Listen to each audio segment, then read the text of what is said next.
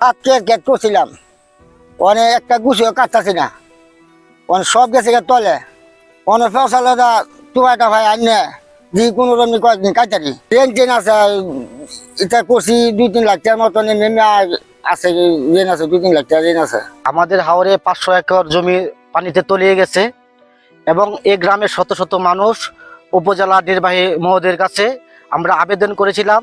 আবেদনের প্রেক্ষিতে আমরা কোনো সাড়া পাই নাই। এই হাওর রক্ষা বেড়িবাঁধ যদি করা না হয় এই প্রতি বছরের নেই এভাবে আমাদের জমি তলিয়ে যাবে।